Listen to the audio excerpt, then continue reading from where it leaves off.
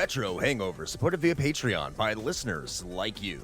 We would especially like to thank patrons Lyle McCarnes, Ashton Ruby, Randall Quiggle, Tony G, Stud Still Smash the Milkman, Keith Gasper, Miss Peachy, JC, Megan Caruso, Mass Keaton, Andrew LaGuarri, Ozzy Garcia, The Retro Vixen, Adam from The Good, the Bad, the Backlog, Lunchbox, aka The Disgruntled Gamer, Dischimera, Jenny E, Rick Firestone, Parallax Puddles, Soha, Dave Jackson, Matt, aka Stormageddon, Retro Overdrive, B. Ross and Van Fernal from Super Garbage Day, Raging Demon, Storm Beagle, The Emperor, Eric Guess, Nomad from the Retro Wildlands podcast, Ash Event, Alan Bingham, Ryan, Player One, Mike the Ref from Backbreaker Gaming, Darth Emick, Low5 Alex, Alt, Renner Dreaming, and Oh Me. Your continued engagement and generous donations are deeply appreciated.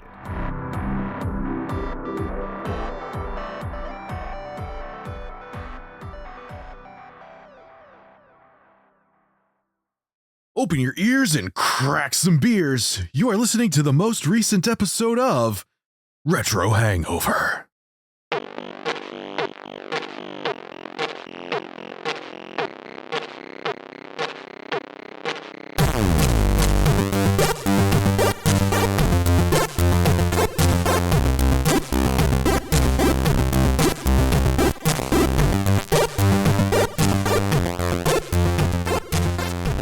And hello, retro and classic gamers. Welcome to the podcast where we duck, dodge, dive, dip, and dodge diligently during Doomsday. This is Retro Hangover.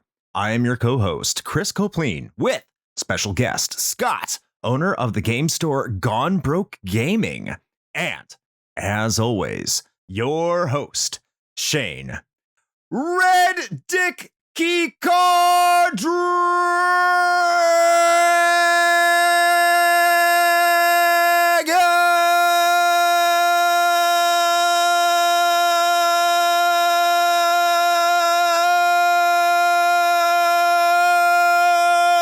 Selter! Oh man, that sounds different. I gotta get used to that. It does. Yeah. Yeah, I mean, you should. Yeah. Eventually, I guess so.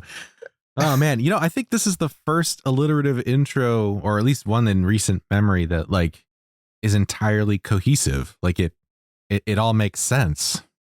I like it. It always makes sense if you use your imagination. You're doing the SpongeBob rainbow thing. Gotcha. Imagination. Okay. Well, It's all good. all that dipping and diving and ducking and dodging. I would imagine that, at some point you might have to, survive by, going full Bear Grylls and just drinking your own urine. And, it's because it's sterile and, you might like the taste. I mean, I do that for fun anyway. So, I mean, who cares? That's what's important. This is out on the internet. Hi. Hello. Hi. And I'm looking for employment. This is the best part about it. So I just want to say, because it is hotter than fucking Florida, I decided to make July Hell Month. Woo! So we're kicking this off with Doom 2. And we actually, we always have a special guest, but we have a very special guest today who owns one of the local game stores that myself and Shane go to quite frequently. I know I do. I'm always going in there and like a bum putting stuff on layaway, but he lets me do it. But that's why I'm extremely happy to have him here on the show today. In fact, I picked something up today. I did. I saw you in the store earlier today. Yeah. So how's it going, Scott? Welcome to the show. Oh, man, I appreciate you having me out. It's always a pleasure to have you in the store. And for those of you that don't know, this is my very first podcast. So I appreciate the invite and can't wait to talk about some Doom 2. Yeah, man, absolutely. Thanks for stopping by. I do appreciate it. And I'm sure Shane does too. I think you picked up like Silent Hill from there, which is good because I went in there today and all the prices are dumb. I feel like I should say just in general, like not specifically at Gone Broke.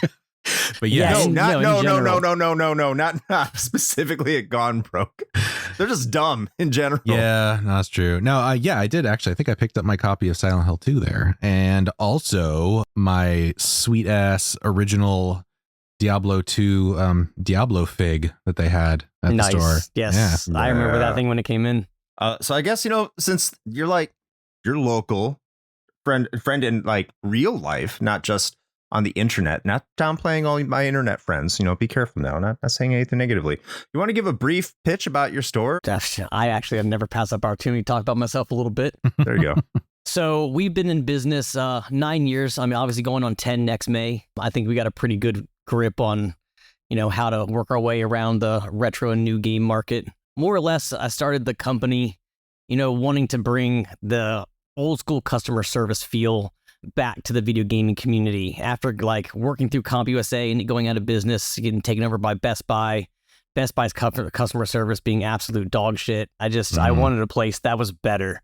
That's what I focused on in the very beginning, was just top tier customer service. I was like, you know what? I'll take the Field of Dreams thing. If I will build it, they will come. So I built it. Not a lot of movement in the first year or two. It was a little bit slow getting the word out. But we built up. We built up pretty huge. Sued the city early on in the startup for the rights to have our inflatable Mario out front. They told us it. Told us it violated their town code. Yeah, you remember that? I do. You were like on the local news and everything. So we were on the local news. We got picked up by a law firm out of DC called Institute for Justice. They're an awesome law firm. They did a pro bono. Just took it up in federal court because it was a First Amendment violation. By the end of it, we didn't want any money, but with the lawsuit, you had to sue for an amount. So we sued for $1.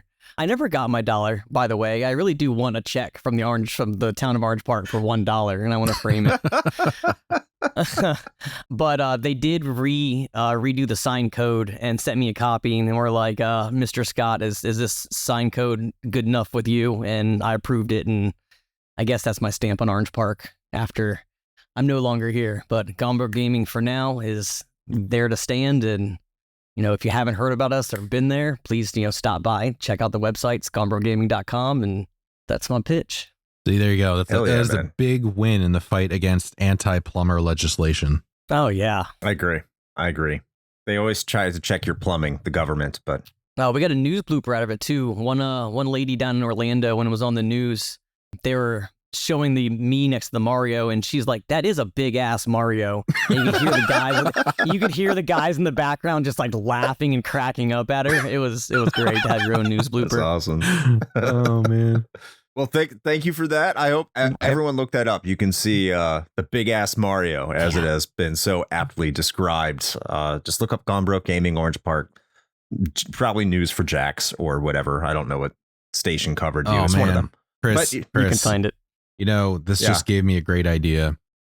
The people have, all, I don't know, 12 of them maybe, have clamored for us to someday actually cover Super Mario Brothers.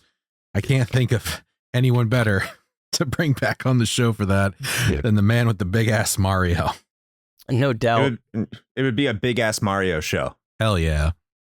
A super We'd show. inflate the fuck out of Mario. Yeah. Get the news blooper going in the background every once in a while. Oh yeah. Yeah. We'll send that over to Ashton and just randomly have that news blooper. Love it. Just peppered in. That's great. As fun as that conversation is, we might have to have you on for like an interview about how to run a game store. That'd be fun. That's a long talk. That would be a long talk. That's not today. We're going to move into our next portion before we talk about the game, which is what games have we been playing lately? And as we are wont to do, we start out with our guest. So, Scott, I'm going to keep putting you on the spot here. What video games have you been playing lately? So that's fine. So I game mostly on PC, which people might find odd considering I own a retro video game store and sell mostly consoles and games. No. Master Race, I get it. Dark and Darker is what I've been playing lately, and Arena Breakout. Those are my two that I've been on, but I always play Rocket League with my buddies, and if one of my buddies hops on, we'll get into PUBG. Not my favorite game. That's the only one he plays, so I do it just to play with my homeboy. Nice. Dark and Darker went through a lawsuit. I guess a couple of guys left Nexon, made Dark and Darker, got it put on Steam. Nexon sued them. I guess they like to do that. I'm not too familiar with the company, but apparently from what I kept reading, they sue a lot. It got taken down from Steam, but just in this past week got put back up on there. So I've been grinding back at it. Nice. Yeah, Nexon are kind of shitbags for the record. Oh, okay. What kind of game is Dark and Darker? Dark and Darker is like a dungeon crawling exfil. So most exfil games you have are like Escape from Tarkov or just PUBG. PUBG's not even, I wouldn't even consider exfil, and that's just till the end. But if you're familiar with Escape from Tarkov, it's you go in there with what you got, and if you die, you lose it all. Oh. So Dark and Darker is the same idea. Like you go in with your set loot that you bought and spent your hard-earned gold for, and if you die while you're in there, you do not leave with any of it.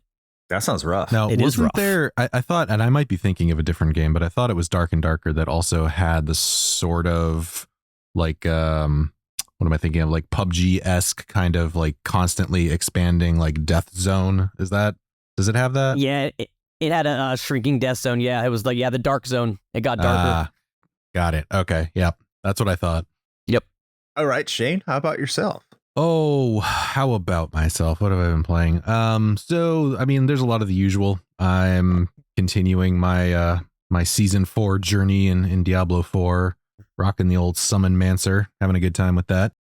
They actually just had their little campfire chat recently about what season 5 is going to look like. So some potentially more good things coming that way. I think they learned their lesson because they're also having a PTR for season 5. So I think they've figured out that, I don't know, maybe they should test things before they put them out. Crazy. But yeah, so that's been a pretty good chunk of it. I mean, I've been playing a few things on stream. I tried to continue playing Song of Horror and then found out that the gameplay mechanics are like actively hostile, and I don't think I'll be going back to that, which is a bummer because the game is gorgeous and I really like It is. the idea behind it, but I think the game mechanics are they're not great. It's not great. It's super punishing for like the sake of being punishing, and I'm not a fan. I also kind of got turned on to a brand new MMO that just dropped like this week. It's called Terrace Land, and it's cross-platform, so it's mobile and PC.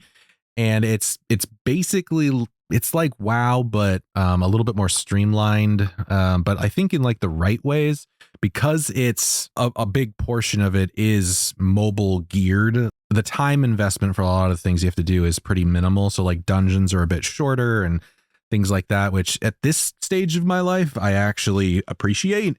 Going back to a more traditional MMO where like you run a dungeon for like 2 hours or whatever. I can't do that anymore. So I have actually really been enjoying it. It's kind of scratching that MMO itch. And I know that we have a couple of our patrons that are going to yell at me about this because they're like, you said you were going to play FF14. What the fuck? And okay, listen, here's the thing, right? I want to like FF14. I really do. I've tried a couple times to get into it. And I think my problem is that it's just so dense. There's so many systems and so many things and moving parts going on that I feel like because I'm not an entrenched player, it's a little overwhelming.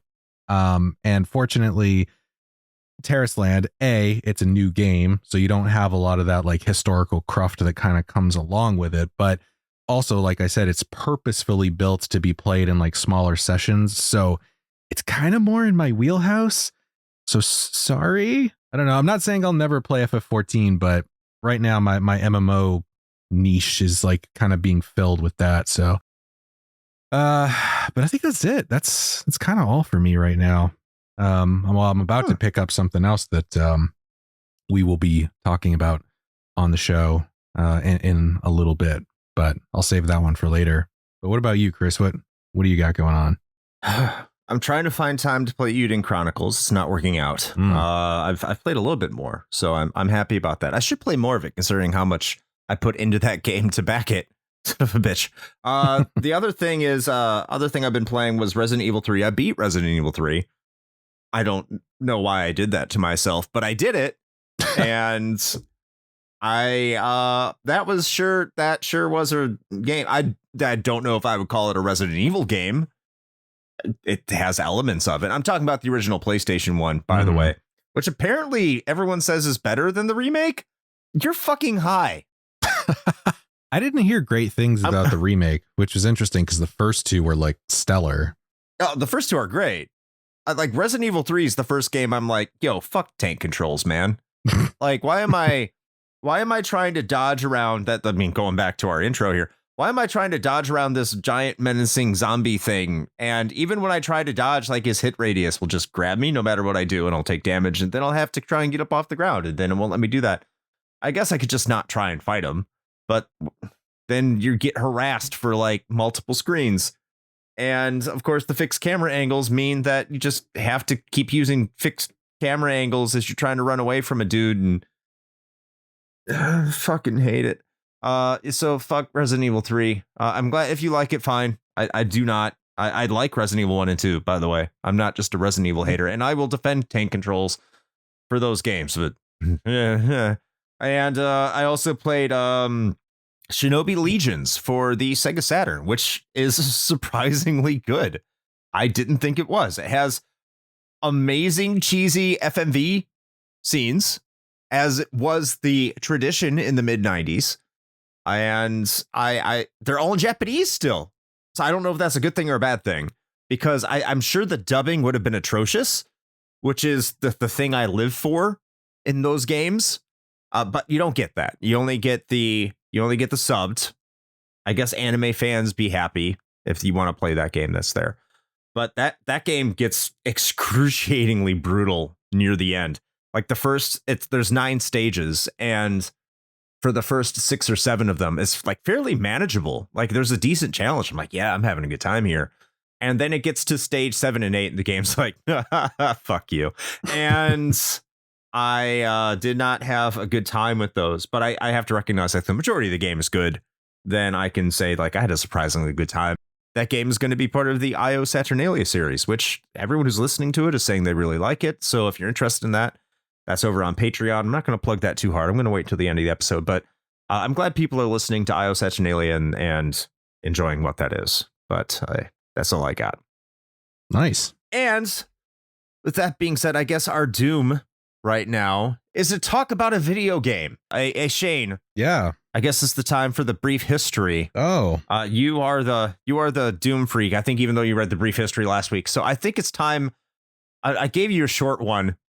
So it's okay for you to read the brief history of Doom 2. What do you think?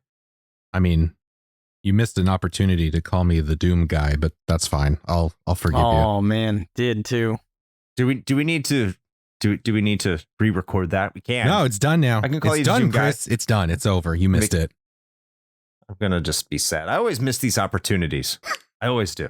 It's terrible. All right, brief history, Shane. Watch out.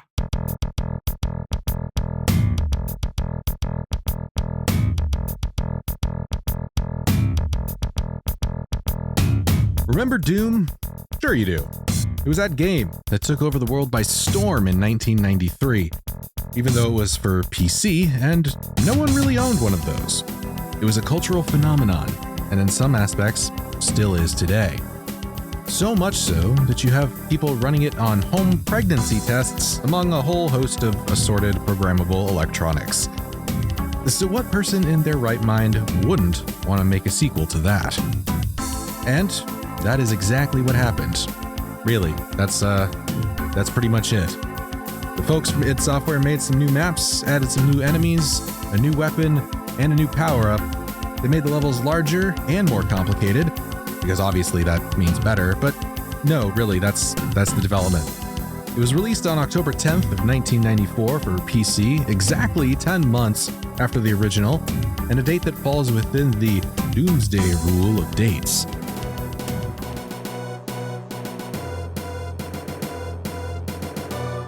While it was received well critically and commercially, selling almost 2 million copies in the United States alone, it was nowhere near the success its predecessor experienced. I guess you could say that it wasn't quite the earthquake gamers were expecting. In the years since, it has been ported to a wealth of platforms, including modern ones, and can easily be obtained on console and PC at the time of this recording. And that is your extremely brief history of Doom 2. Well, I'm glad you could read that off as the Doom guy, Shane. I'm glad you're happy with that brief history there. You can't shoehorn that in, Chris. It's done now. Damn it! Also, I would just like to say, for the record, as the resident Doom guy here, I mean, Yes. perhaps Scott notwithstanding, I did not write this brief history, and I felt a little gross reading it. I'm not even gonna lie. This paints Doom 2 in a very bad light. Why did you do that, Chris? Ooh. Why do you do that to me? I mean, is it inaccurate? I mean, I just feel like there's some nuance, you know, Like what? like that it's still pretty good, and also that also that like pretty much every critic at the time said that it was an improvement over the original. Now, whether or not I 100% agree with that is an entirely different story, but still. Wasn't, I mean, if you go through the scores, it wasn't rated as high, it didn't sell as well. I mean, they could say it's an improvement, but in aggregate, it is not nearly the same. And it's only a year later, so it's not like, oh, they're giving us the same thing 3 years later. No, 10 months, not even a year later. I thought it was a year. I didn't. The 10 months actually was a surprise to me.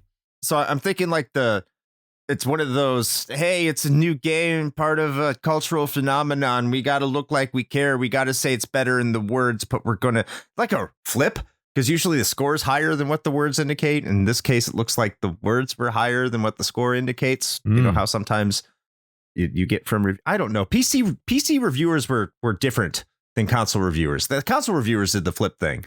They're like, hey, this game is a 9 out of 10. Boy, does it have a lot of problems, but it's Final Fantasy. 9 out of 10. we have a representative from Squeenix here holding a gun to our head, so it's definitely a 9 out of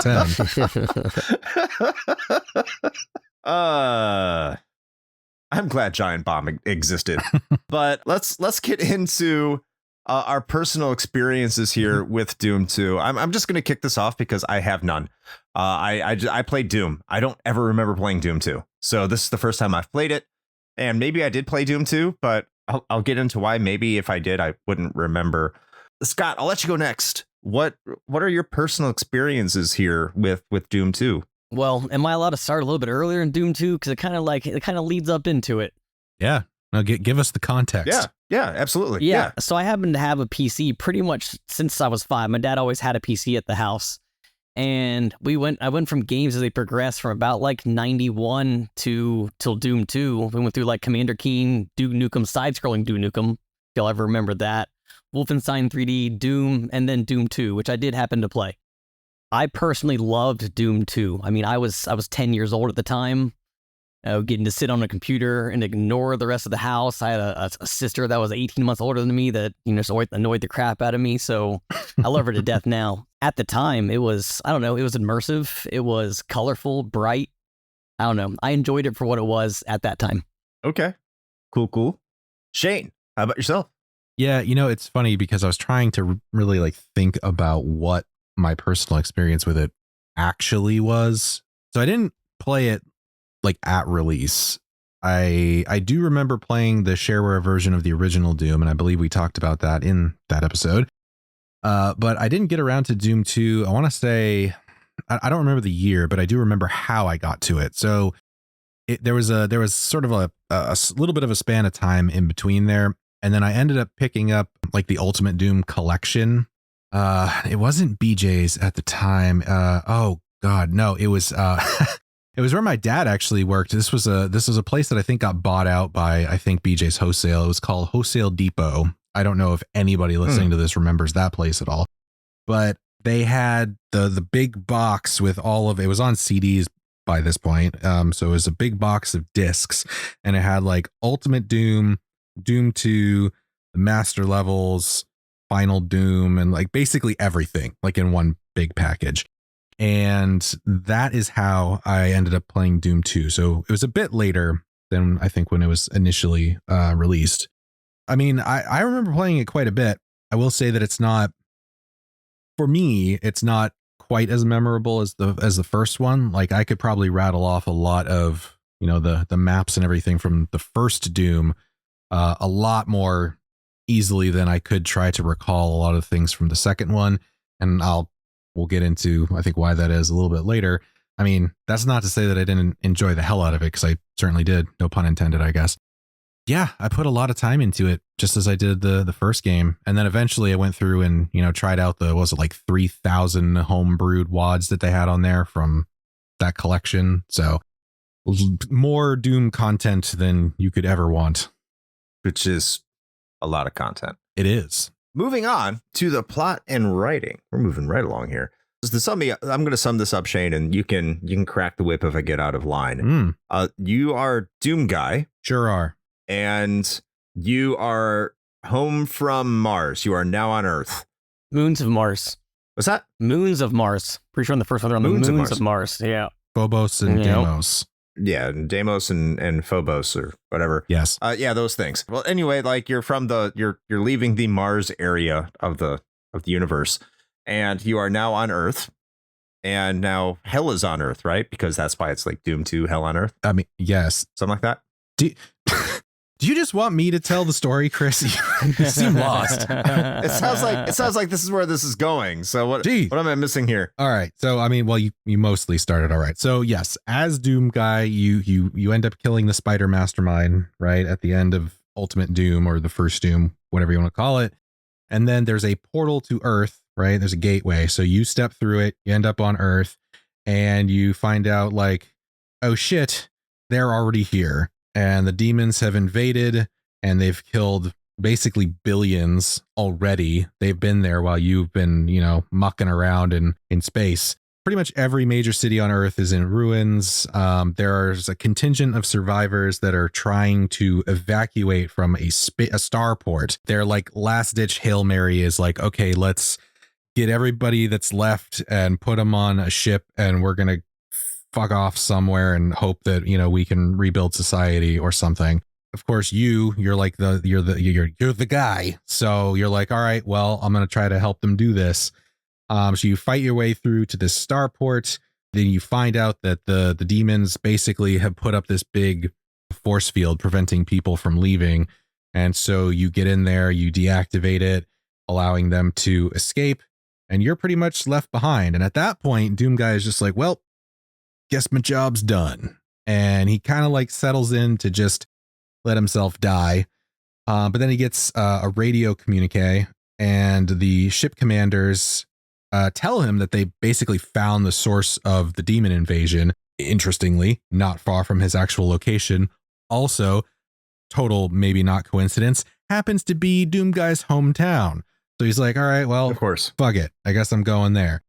He battles his way there, and then you end up kind of getting to a point where the Hell dimension and Earth are sort of melding together in this like twisted, corrupted version. And then you find a portal to Hell and you fight a gigantic demon, the icon of sin.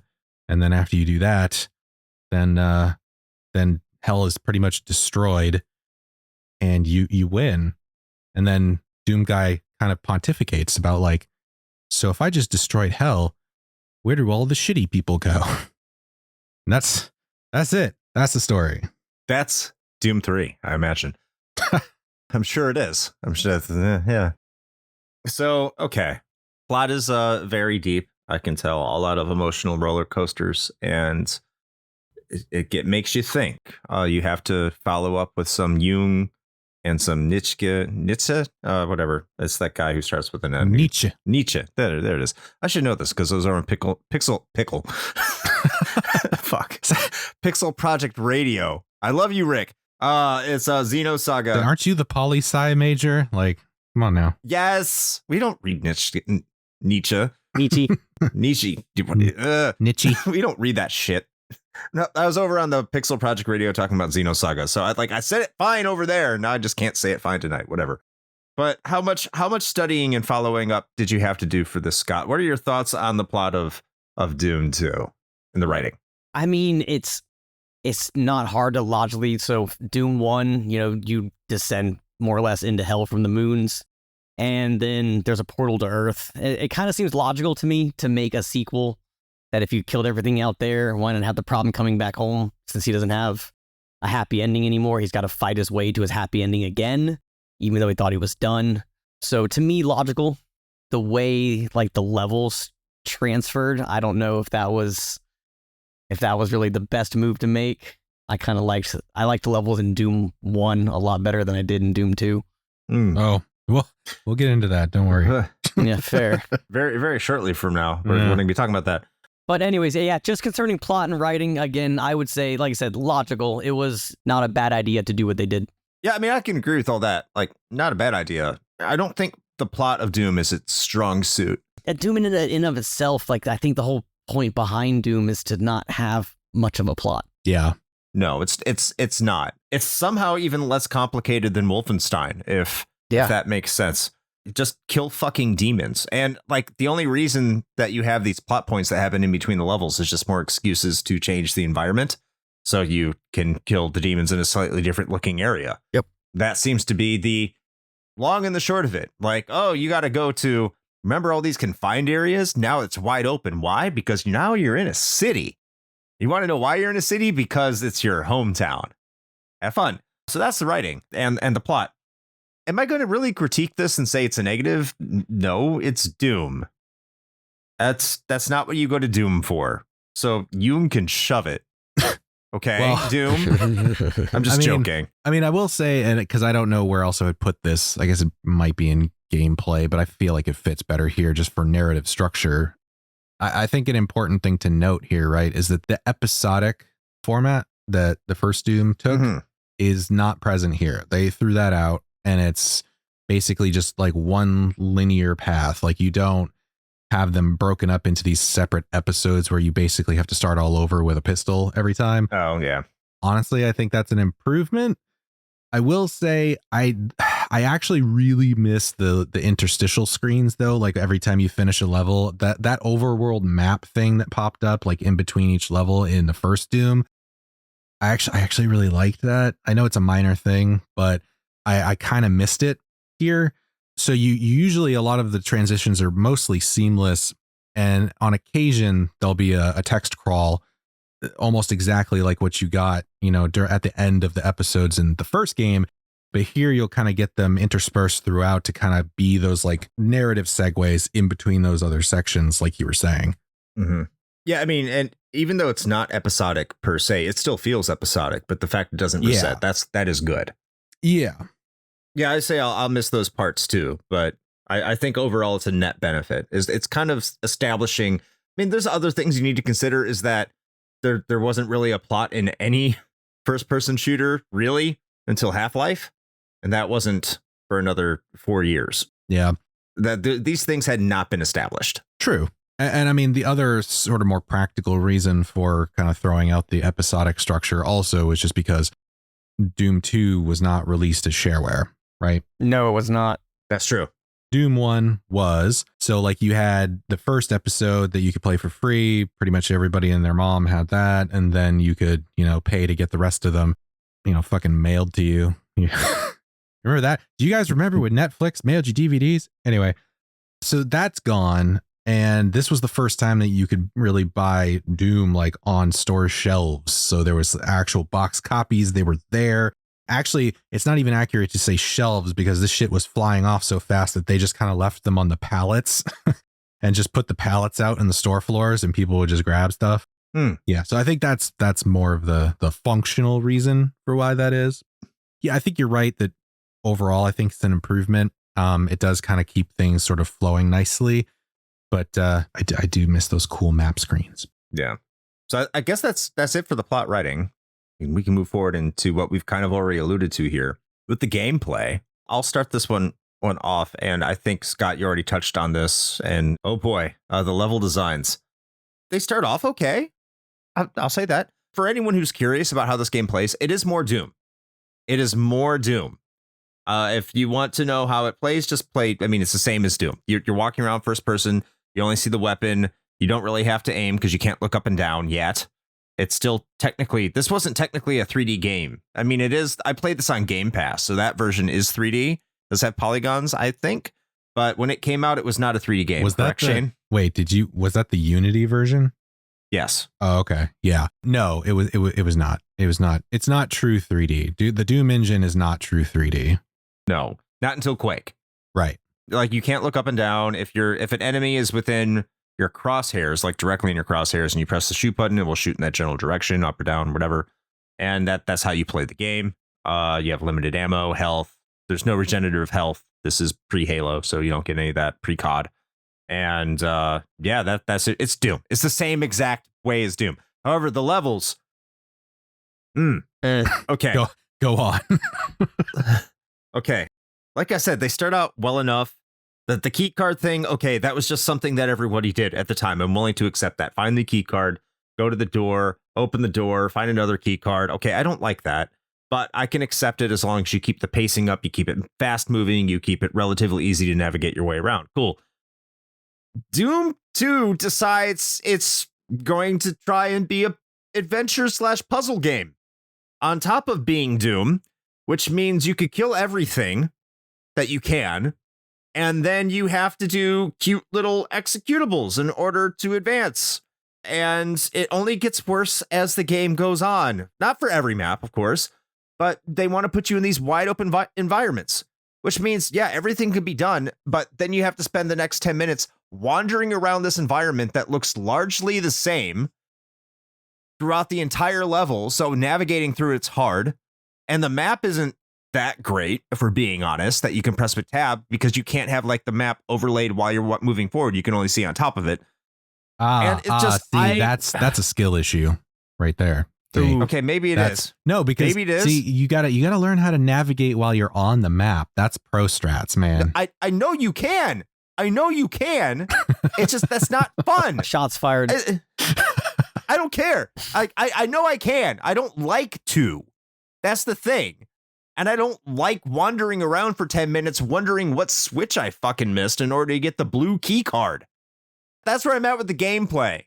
It's like endless searching for key cards and using the right teleporter even after everything is dead. And you're just wandering around to, I know I'm kind of skipping ahead, kind of crappy music. Well, you're just aimlessly wandering around. I'm with you on that one. So there's my thoughts. When it's fun, it's fun.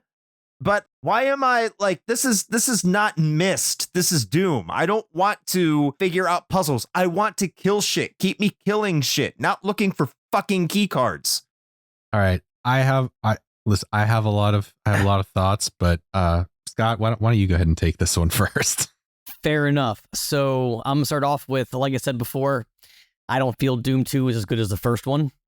The reason why Doom 2 came in only 10 months later is they kind of just added a double barrel shotgun and doubled down on enemies and made the map a little bigger. So there wasn't a lot to add to Doom 2, hence why it came so fast. Giggity. But yeah, so level size, when I was a kid, it didn't bother me. You know, I would sit there and just play through the long parts, and like, so there's long parts of Doom 2 where you're just running. You're just running from like point A to point B, and there's actually no reason to do it. Like, it's not like you're hiding load times in games like today or anything of that nature. You're just literally running for the sake of running.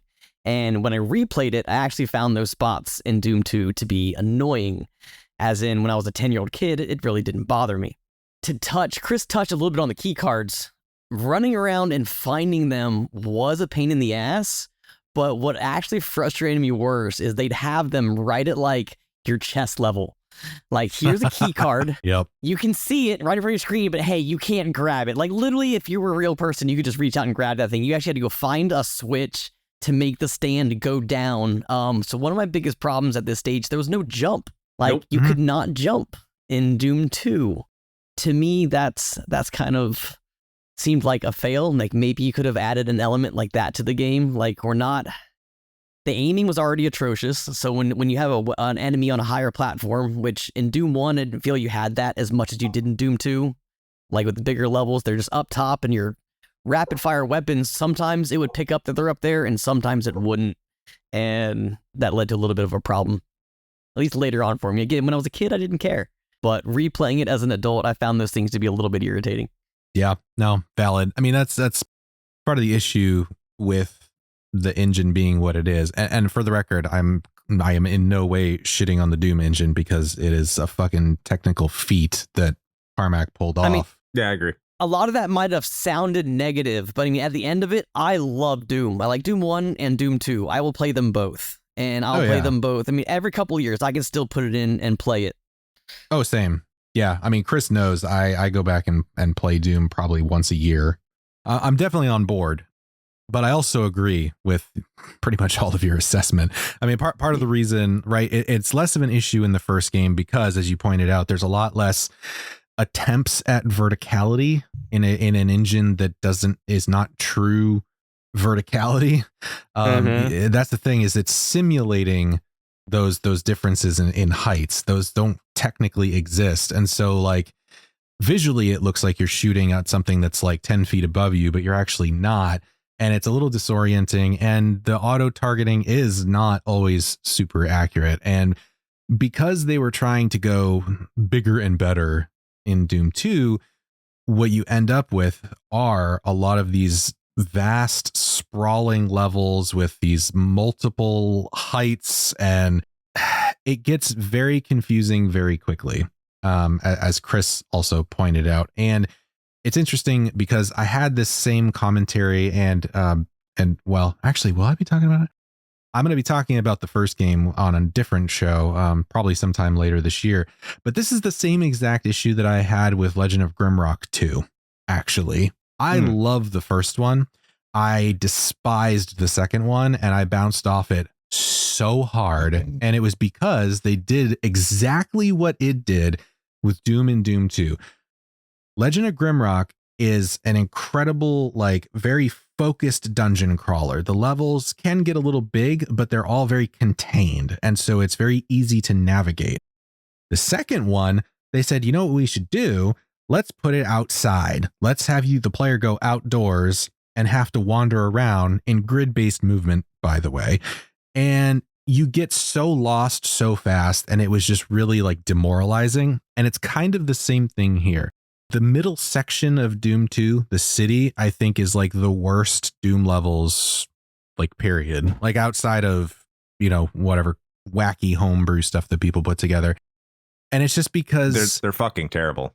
They are, unfortunately. And it's because it's this like awful mix of trying to do too much, trying to be too big and too like labyrinthian, and also trying to implement this like pseudo verticality, and then also implementing puzzle elements.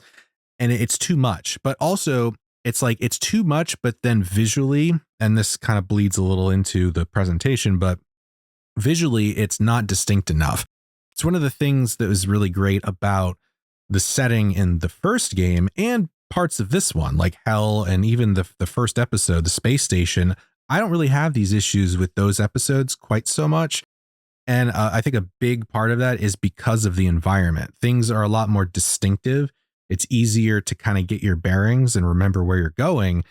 But the city levels are just, I always kind of like, whenever I play Doom 2 and I get to the second episode and I get into the city areas, I always kind of like just sigh, and I have to like push myself through it. And it's kind of a bummer because, as if you've listened to this show for any amount of time, you probably know that I am a huge Doom fan. And so like it sucks to feel that way, but it's just really hard not to.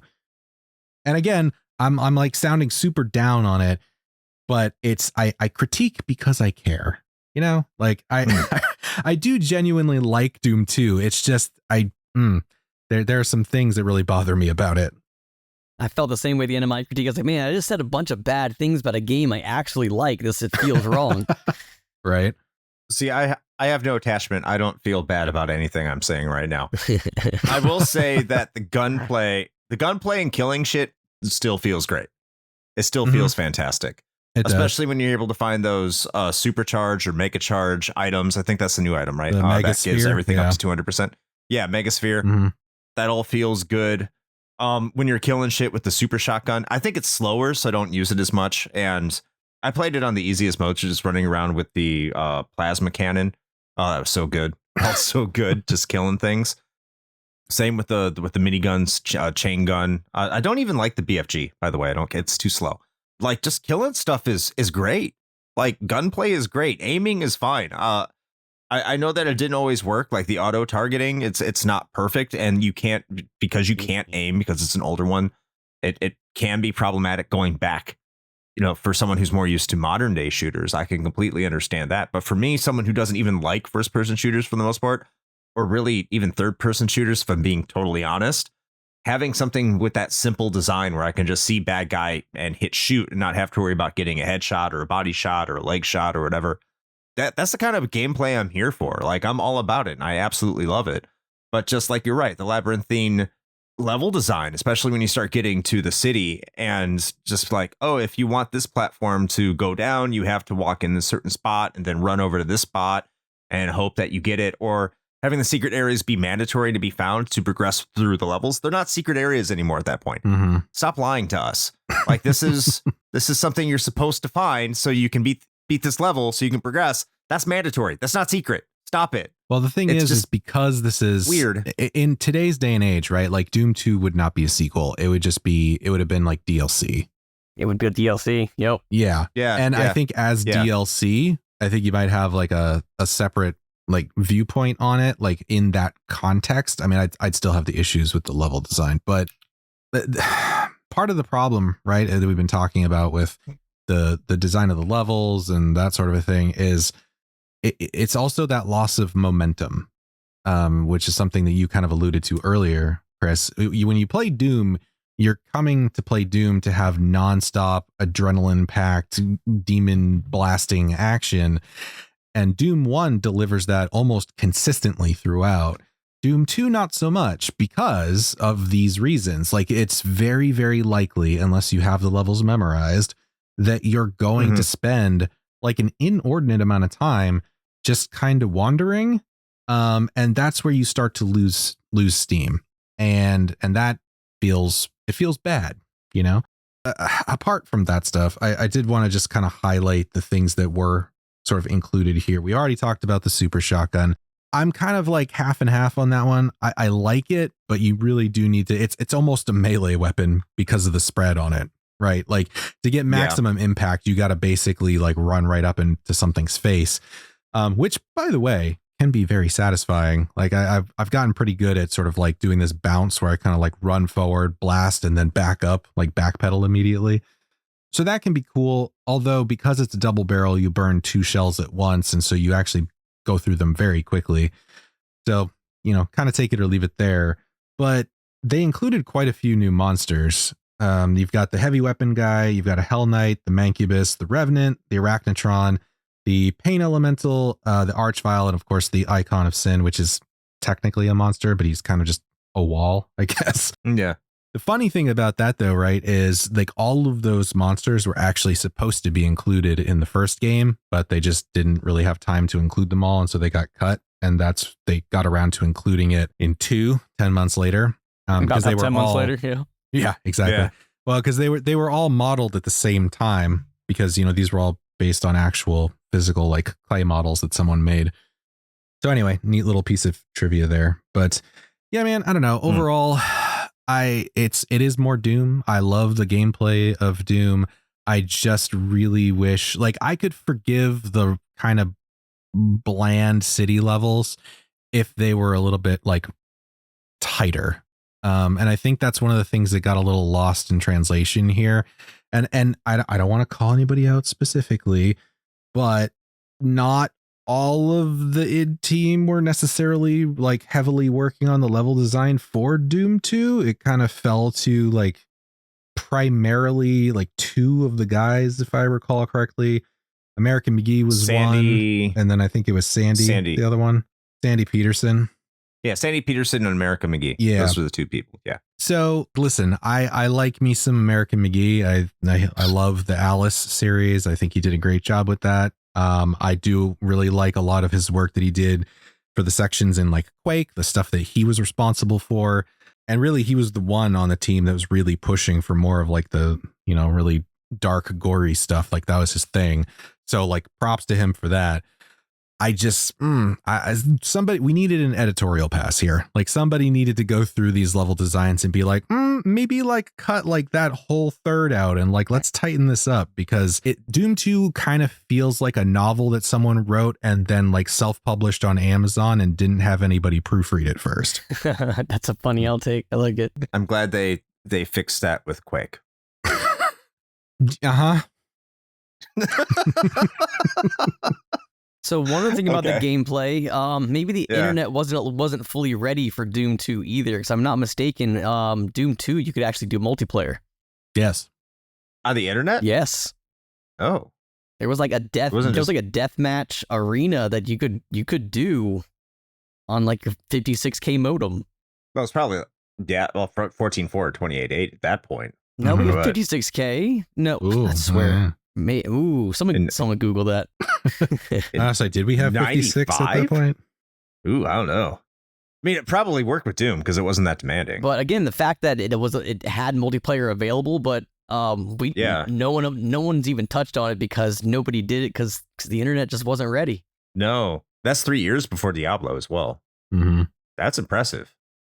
That's really impressive. I'll give credit there. Yep. 100%. Yeah. Any other thing we got for the gameplay? I don't know, man. I think the last thing I'll say is that because, and this is kind of where I was going, and then I kind of went off on a side tangent about the whole it's kind of a DLC thing, but I would imagine that this would be real difficult for someone to just jump into if they hadn't played the first Doom, because it very much plays like just a continuation. Like it immediately starts off by just kicking you in the balls. Like it's not, the difficulty is as if you picked up where Doom left off.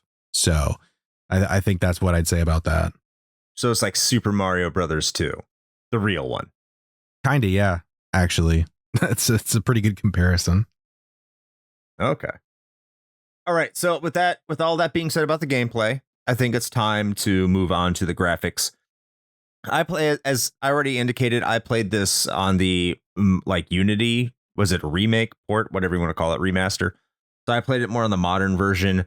Now, talking to Scott about this earlier on the day of recording, he told me that he played this on a web browser to emulate the original version the best that he could.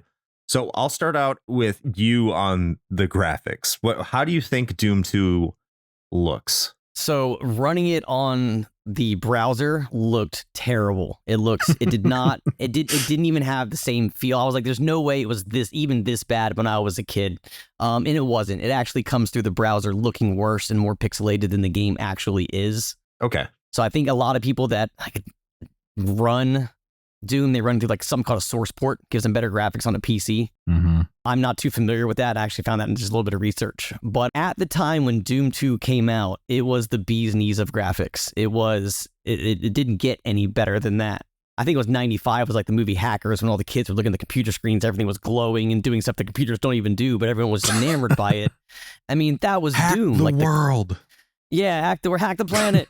To me, as a 10-year-old, like all those explosions and fireballs and energy weapons and charging up the BFG 9000 and just watching just obliterate something into nothingness was great. I give it, 2 thumbs up for graphics for that time.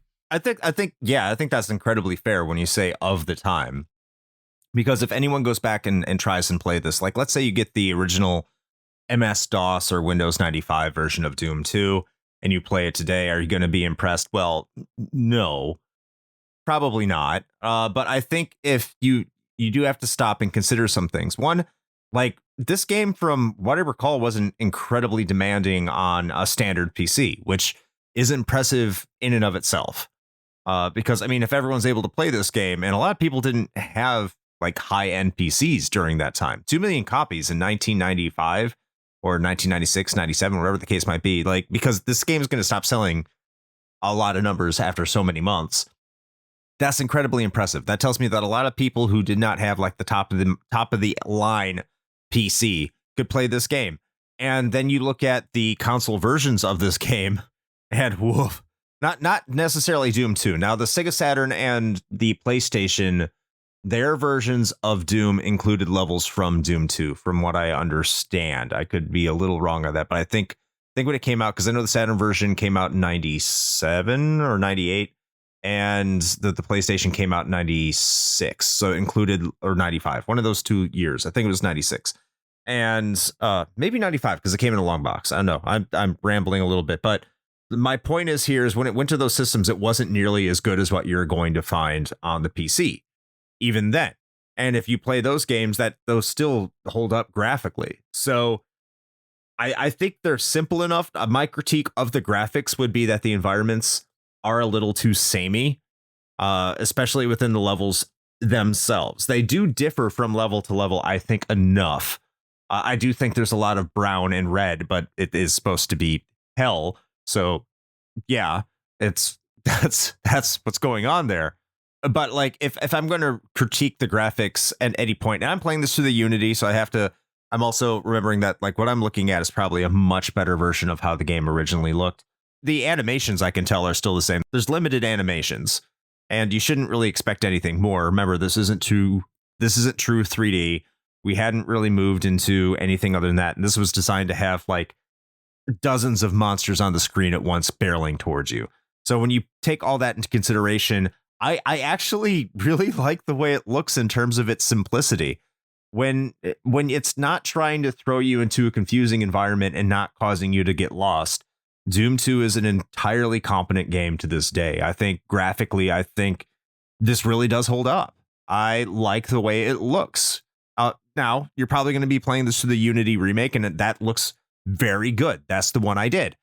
If you play through the Windows 95 one, yeah, it's probably going to be a little bit different. But if you're playing that, you're probably playing on a VGA monitor, and it's going to look fine.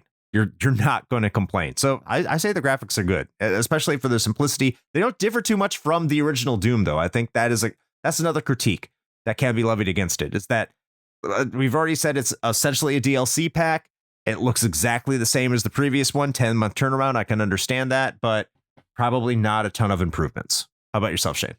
No, I mean, there really isn't. I mean, it's not substantially different from Doom 1. There's no major like tech advancements. There's no real graphical improvements or anything. It's just it's the same thing. Really, the improvements or enhancements that they did make were not technical or graphical. It was just taking advantage of the better hardware that was now available and, making the more intricate maps with, double the amount of monsters because the processing power could handle it. That's really where they went with it, for better or worse, as we've kind of talked about.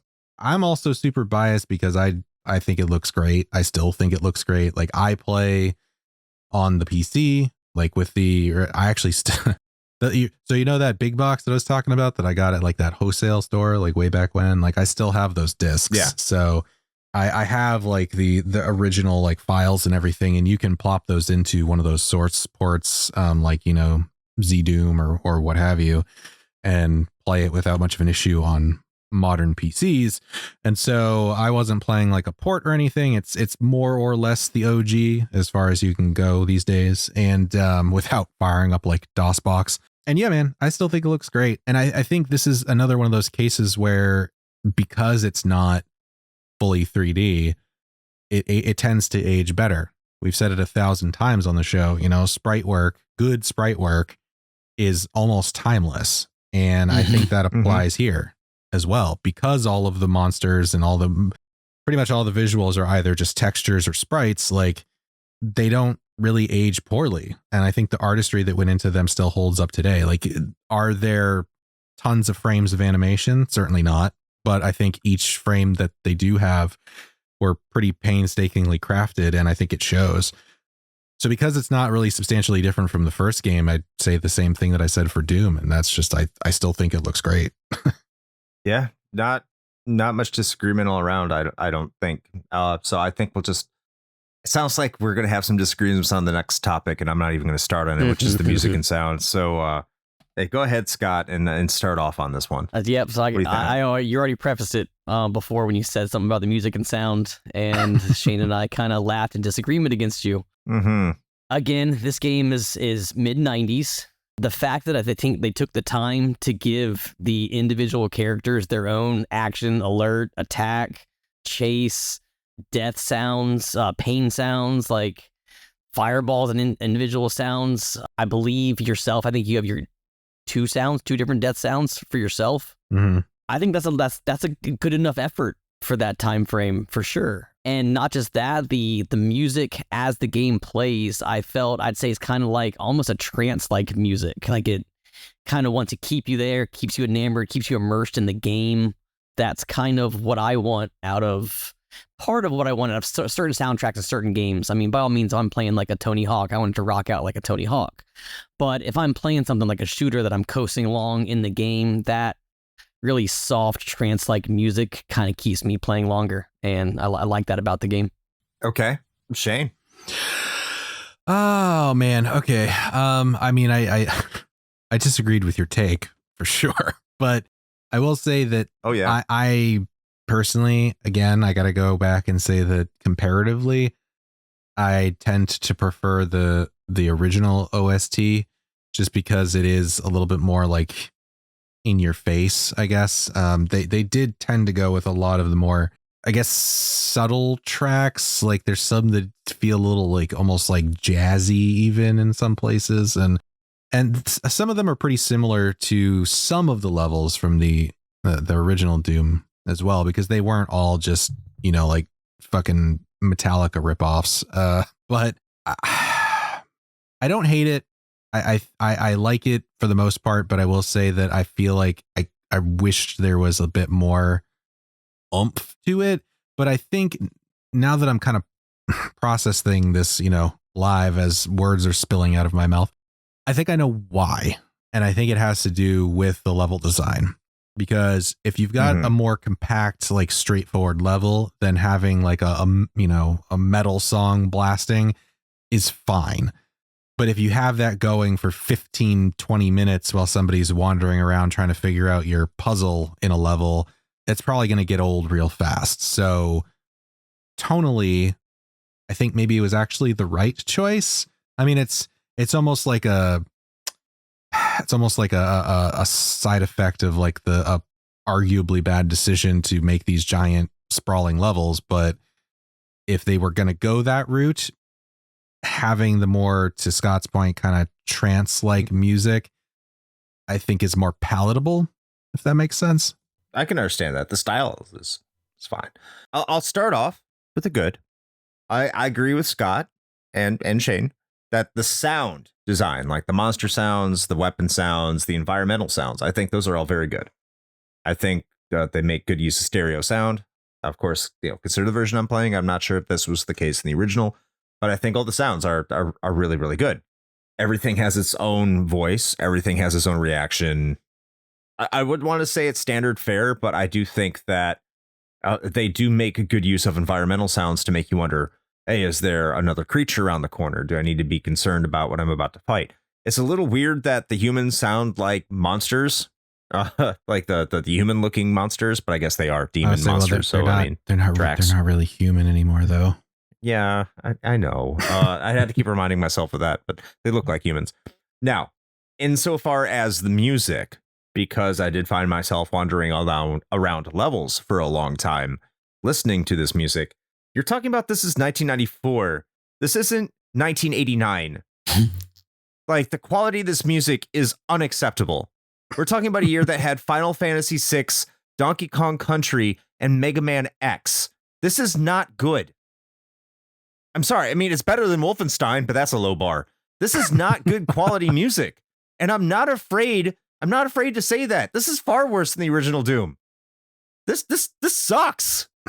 There's some like good tunes. Like there's sometimes I'm like, oh, okay, this is pretty well put together. But like when I'm comparing it, this is the fucking PC. I understand the sound blaster wasn't all there, but you should be able to outperform the fucking Super Nintendo, especially if you're coming on a CD. No, the music is bad. I don't care if I'm going to get hate for this. The music in Doom 2 fucking sucks. It sucks. But Chris, tell us how you really feel, though. I don't hold it against you personally. It's not good. I'm glad you two like it. I'll say that. I'm happy that both of you like the music. I don't. I think that if you, in terms of a step of quality, you're at the level of the 32X, congratulations. I applaud you. But you gotta beat the Super Nintendo if you're a PC. Like, you're still costing, PCs were still like $1,500 at this point. Maybe not the ones that people are playing Doom on. I've already went over that. Those low-end PCs people are getting into. But come on, man. I know it's MIDI. They only had 10 months to change things. Not even getting into that. Well, okay. Here's the thing, though. If I'm being real about this, right, and this kind of applies to both the music and the presentation, actually. For the sake of comparison, Star Wars Dark Forces came out right around the same time. Yeah.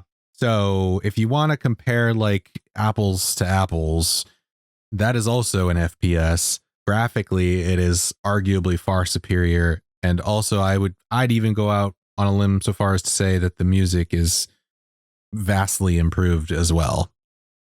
And it's actually something that even the like sort of contemporaneous critics pointed out, right? That they were like, hey, you know, this is great. If you like Doom, it's definitely more Doom, but also their ids basically they got to do something new now because they're going to be trying to play catch up in the genre that they created. So like even then, there was this commentary around that of like, okay, yeah, this is good, but it's they're just using the same stuff that they had, 10 months ago, and they're already being surpassed. Yeah, no, that's exactly how I feel about the sound. And so many, I know that's a good way to put it. I mean, if you want to say like the contemporaneous FPS is that probably you're born out of Doom, well, it was waiting to make Quake, which we have talked about on the show, which was like a significant improvement in a lot of ways, graphically and in terms of audibly, all that stuff like that. And this was just, as we've mentioned, a DLC patch. Yeah, that all makes sense. It all tracks. I can understand that critique to a T, and it's a well-deserved critique. But I think that's where we're going to leave it at sound, unless anyone has anything else to say. I'm good on sound. No, I mean, the only other thing I'd point out, and it's not unique to Doom 2, but I just want to say that I really like the fact that they also modulate the monster reactions and sound effects so that they're not always exactly identical. It's a nice touch. Oh, yeah, that's great. Yes, monster sounds fantastic. No debate with me there.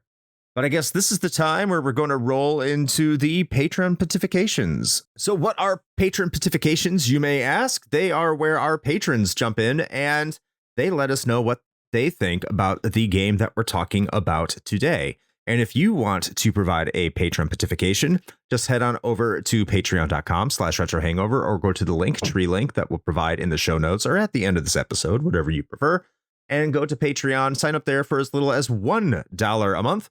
Go to our Discord, which is entirely free. And once you are a patron, go to Patron Petifications, provide your thoughts about the upcoming game, and we will read all of them here. Yes, that's right. All of them.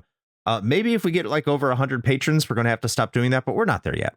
So we can just start reading all of them right now, starting with Matt, aka Stormageddon, who is from the Fun and Games podcast, Reignite, and Side Quests, which is part of the Fun and Games podcast, which myself and Shane have been on there quite a bit, like 3 or 4 episodes by now. And Matt says, it's more Doom, and it rules. Thank you, Matt. There you go. All right. A complete polar opposite. We have Soha up next, who says, some people will tell you that Doom 1 is better than Doom 2. Yeah, I am some people. Overall, the level design is better than Sandy's Cities, yes, but the monster variety more than makes the difference here. People choose to mainly make Doom 2 WODs because Revenants, Archviles, and Mancubi are the bread and butter of modern combat design, and how can they not be? They really spice things up a ton, including in Doom 2 itself. This game might be 30 years old and might be kind of tame by today's standards, but it is still so good. And don't even get me started on playing the things the community makes for it. Ev Eternity 2 is one of the best things I've played of all time, and you should play it too. Thank you, Soha. And next is probably one of my favorite handles that we got here as part of our patrons, which is Storm Beagle. I love it. And Storm Beagle is from the Retrotopia podcast, a show that he does with Captain N, also friend of the show. And Storm Beagle says, I'm just excited to hear Shane talk about a Doom game. Chris, too. I know Doom happens to be Shane's jam. As I recall, this game was a lot like the original, but more of it. That's okay in my book. Thank you, Storm Beagle. Well, I'm Hoping you're still excited. All right. Next on the list. We aim to disappoint. That's right. If we aim low enough, then all we can do is improve. Yay. Yeah. Next up on the list, we have Lunchbox, aka the Disgruntled Gamer, who is also known as Thunderdome Gaming Society on YouTube. Go check that out. And he says, "Oh, hell yeah. Doom 2, baby. It's more Doom, and that is not a bad thing at all. I remember playing through it several times, and then a buddy showed me all the community-made stuff. We were in heaven. Or hell.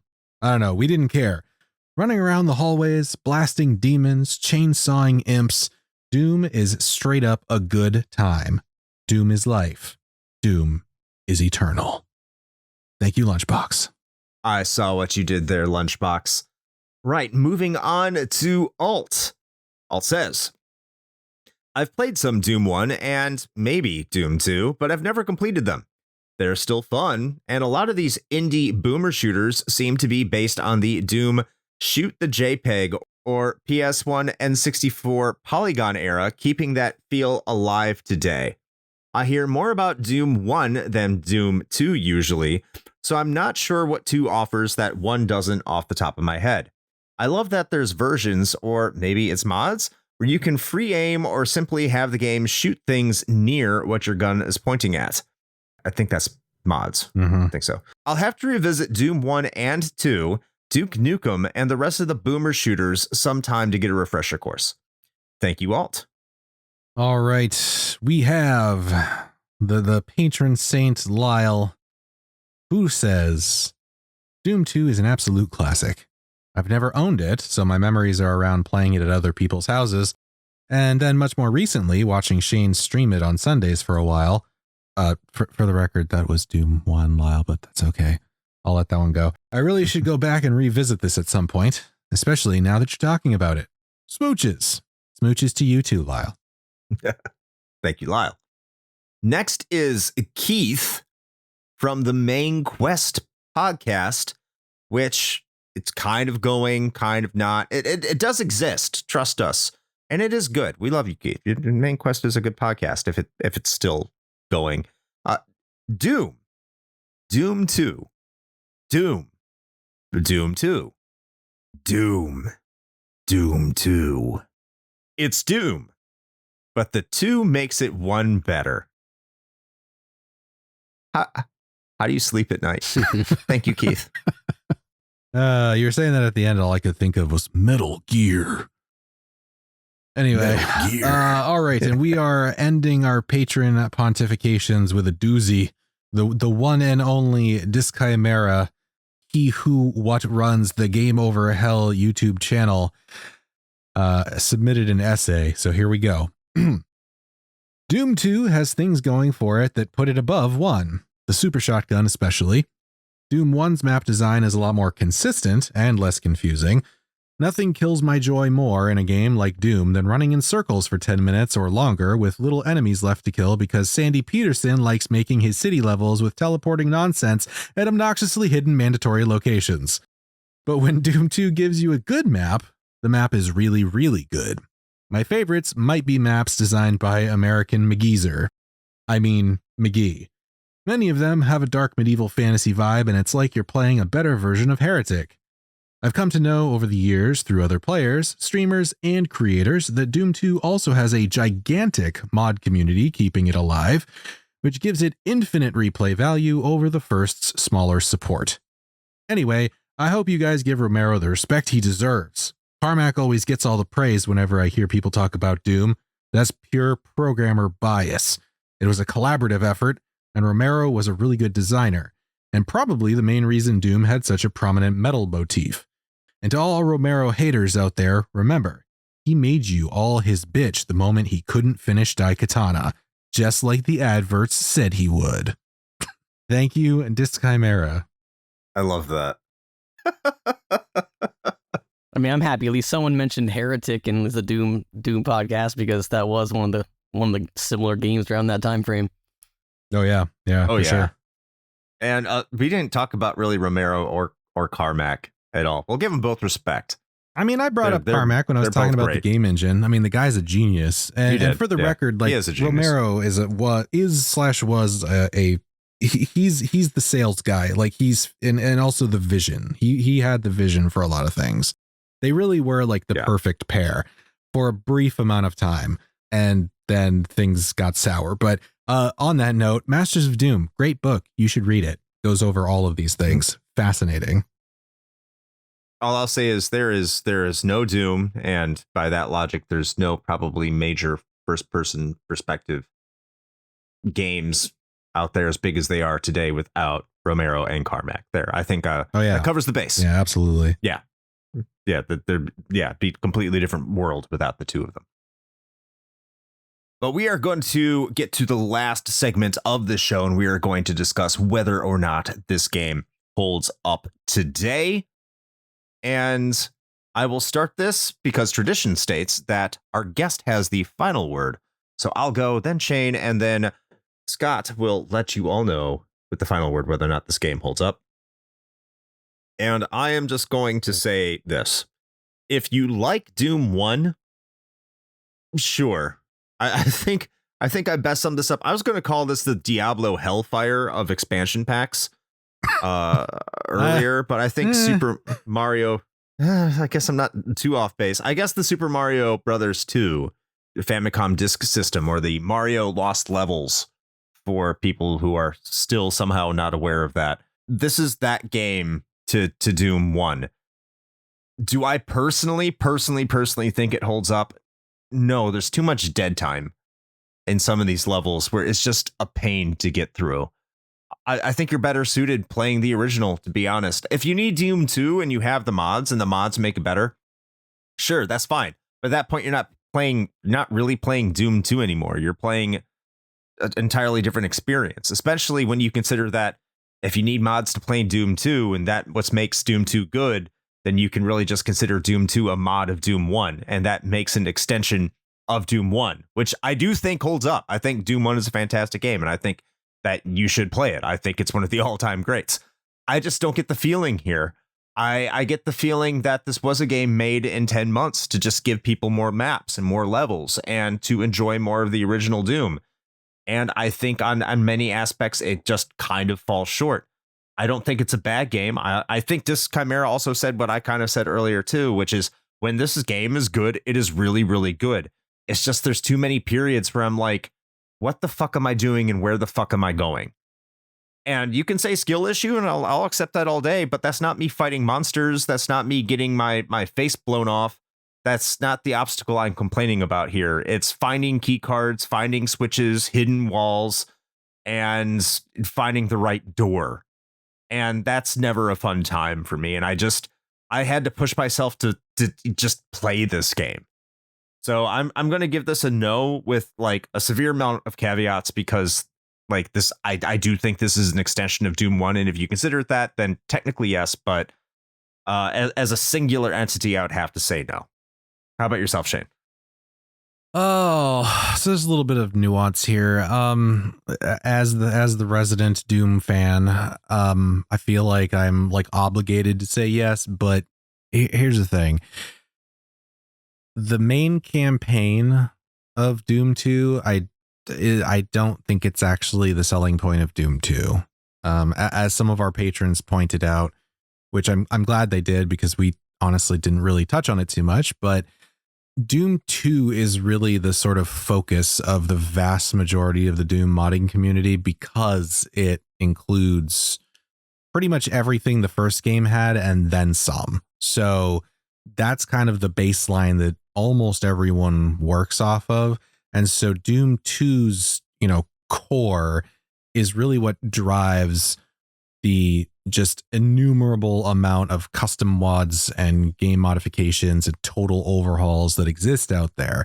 With that in mind, I would say that if you like Doom, if you like as much as I hate using this term, the boomer shooter sort of approach to things, if the fast run and gun is your deal, I think Doom 2 is worth it just to have it as a base for all of the fantastic community creations that are out there.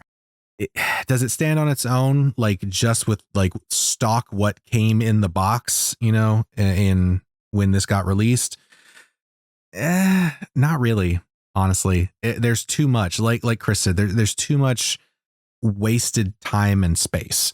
And like I said, the vast majority of it is thanks to good old Sandy and those big ass city levels that are just sitting right in the midst of episode 1 and 3. And I can't in good conscience say that those are fun to play, because by and large they're not.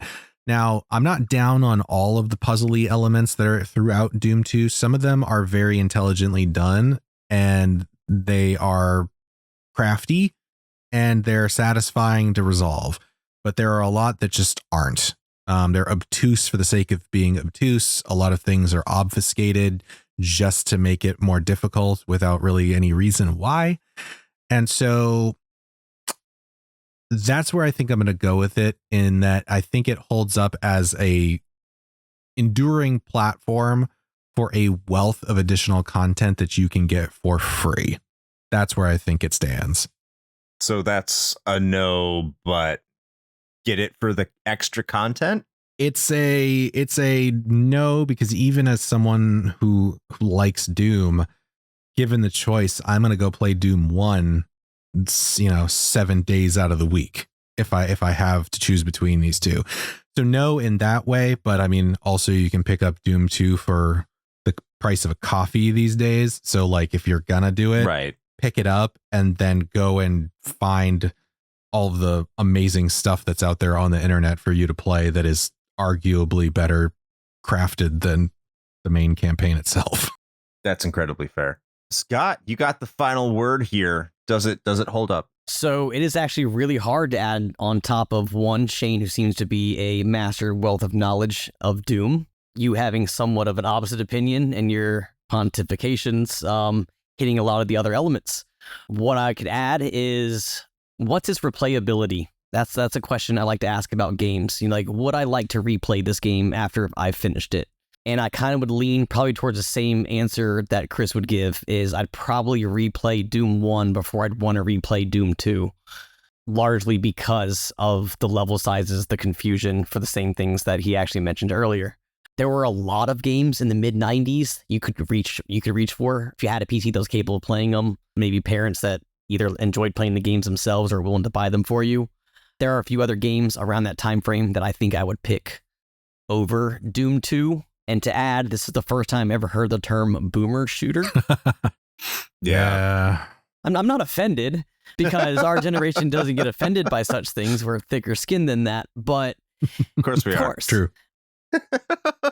But if you try to take somebody from today to try that's grown up on like Call of Duty or Fortnite or anything of the sort, they wouldn't be able to play this. If they can't move the aim with the mouse, I think they would be completely lost. I think that's just a tidbit to add. Obviously, I'm leaning towards no. I don't think it holds up to today, but the lack of mechanics compared to what they have to today, not being able to jump, not being able to aim, I think would lend it to not hold up. Well, damn, Doom 2 is doomed. Still like it though. You waited all episode to say that, didn't you? That was terrible. It's bad. I feel bad. I should feel bad. But you know what doesn't feel bad is having Scott here on the show. Thank you for joining us, dude. It's been great having you on. I'm so happy that you were here, and it was a great time, man. Great discussion. I'm so happy that you could join us. Thank you so much. Thanks for having me out, man. I really appreciate it. And before we take off here, once again, like, you got the platform to plug your store or anywhere else people can find you on the internet. So let people know. Well, fair enough. All right. So, I mean, we have our store name's Gone Broke Gaming. It's facebook.com/GoneBrokeGaming2, the number 2. Unfortunately, our first account got nastily hacked and whatever, moving on. Every once in a while, I'll get on Twitch and do some streams. It's not very as much as I like to, but twitch.tv/GoneBrokeGaming. Our website's gonebrokegaming.com. I do not have live product on there now, but it's a matter of hitting up the store. If mail can get there in the world, we can ship it to you. So it doesn't matter where you are. If you can find products on our page, we post our trade-ins that we get. on a daily basis. We have large trade-ins across multiple platforms. So if you're a gamer, find us on the internet, find Gone Broke Gaming, give us a like, give us a follow, and you will see the products that roll through our store. It's literally mind-blowing the amount of titles that come in there. Chris, add on there later on. He does come in the store frequently, and the stuff in there changes every day. Appreciate being out on the podcast. Thank you guys for having me here, and thank you guys for listening, and appreciate the followers that come. Absolutely. And once again, thank you. Shane? I'm gone. No. All right.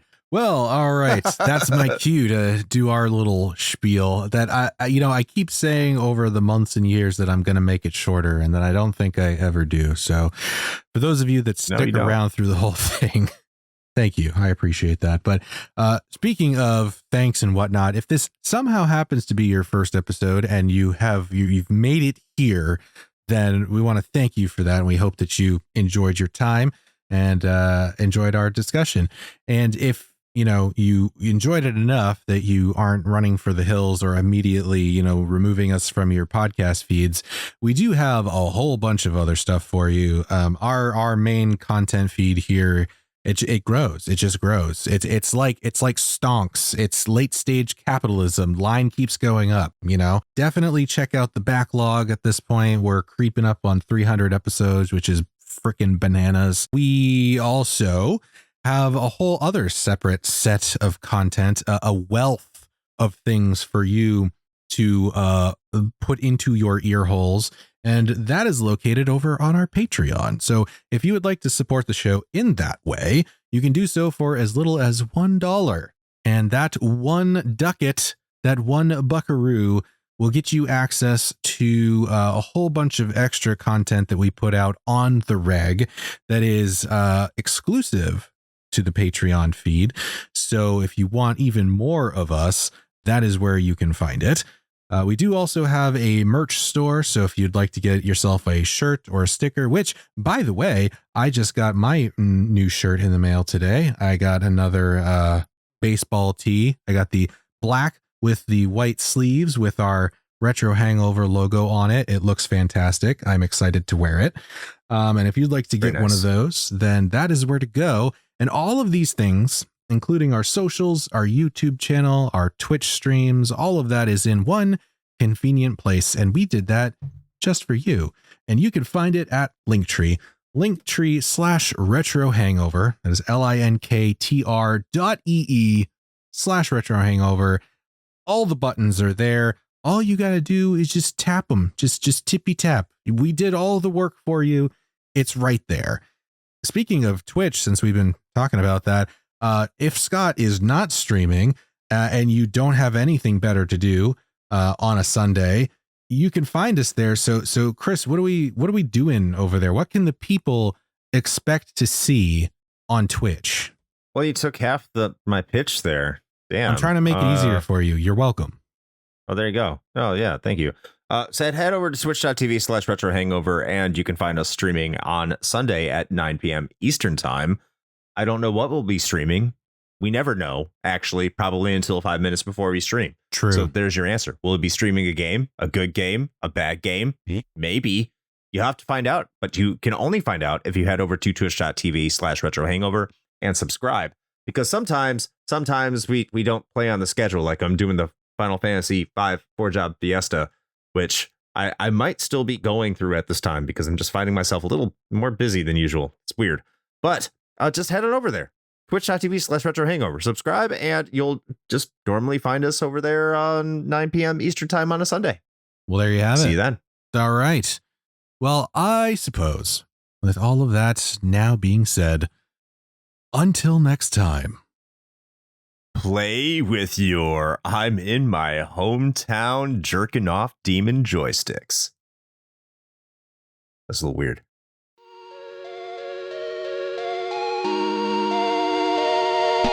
Shane here with a quick message. You know, the one rule Chris and I have always gone by regarding advertisements is this. It has to be something we use and can personally vouch for. If you know me, you know I love coffee. And Bones Coffee Company has been my go-to for home brewing for quite some time now. Their small batch beans come in an impressive variety of flavors like Mint Invaders from Chocolate Space, or Electric Unicorn, which I swear tastes exactly like Fruity Pebbles. And the best part? No added sugar or calories involved, just natural flavors infused right into the beans themselves. Build your own sample pack of 5 4-ounce bags to find out which flavors speak to you, or jump in headfirst with full 12-ounce bags. They've even got K-Cups. Step up your homebrew game with Bones Coffee by visiting bit.ly/RHPBones. That's bit.ly/RHPBONES.